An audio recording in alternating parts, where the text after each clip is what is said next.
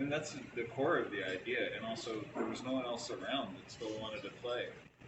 We didn't intend on this band being the two of us, but there was just no one else came around. And then at a certain point, we're just like, man, this is enough. Sounds good. Sounds good. Yeah, it's like like an impressionist painting, like a Monet. It doesn't have the details, but you still get everything that you need. And it's not to say that we're impressionist music, but it is there to some extent. Certainly when we're playing live, it starts to sound pretty Monet-ish. But I'm going to try my best not for it to become a Picasso or a Basquiat.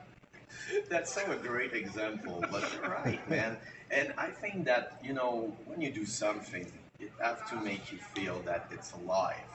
And that's the thing, musically, like what you create, it was not meant to change the world, or it was meant like to do something that means a lot for you guys. And it's crazy that we look at that at your career, and those, like the first records had so much meaning now and have influenced so much people.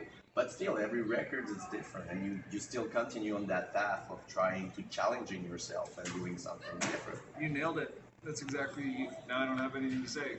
That's the whole point. We have to kind of challenge ourselves first. But that's how you maintain your own engagement with the thing, right? Like, to keep it from being stale. Okay, what haven't we done? Let's try to do that. And each lesson, holy shit, each record that we make teaches us a lesson that we apply to the next one. So a certain song, if we hadn't made Trainwreck, we wouldn't have made Freeze Me. Because the thing we learned in Trainwreck about how we could use the piano and then still use it, have samples play it live. Oh wait, maybe now we can make Freeze Me. What can we do next? Like, it's always trying to build off of that. We grew up in the era of Milli Vanilli, Yeah, I remember. A band that we discovered weren't really doing anything but dancing and moving their mouths, right? So the idea of using samples live from a kind of punk rock perspective, it seemed wrong. But then you realize that like we make the records ourselves. We've had producers who are playing everything on the records.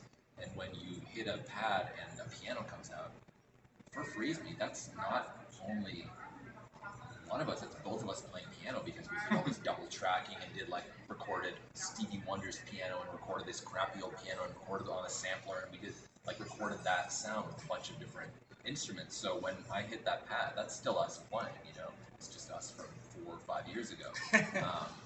But it opened our minds, or opened our possibilities up to just be more creative.